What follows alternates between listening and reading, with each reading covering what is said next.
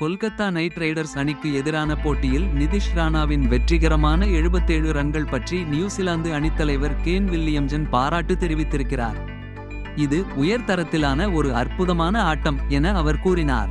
6 சிக்சர்களும் 4 பவுண்டரிகளும் அடங்கிய ராணாவின் innings Sunrisers ஹைதராபாத்துக்கு எதிராக KKR 180 ரன்களை வெற்றிகரமாக துரத்த உதவியது. SRH அணியின் பந்துவீச்சு குறைபாடுகளை வில்லியம்சன் ஒப்புக்கொண்டார். எனினும் ராணாவின் அற்புதமான ஆட்டம் அவர்களின் முயற்சிகளை மறைத்ததாகவும் அவர் வலியுறுத்தினார். ராணாவின் அதிரடி அணுகுமுறை 4 ஓவர்கள் மீதமிருக்கையில் KKRஐ வெற்றிக்கு அழைத்துச் சென்றது.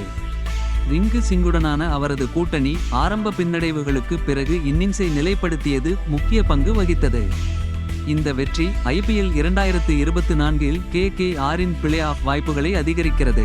அதே நேரத்தில் SRH சின் போராட்டங்களை அதிகரிக்கிறது.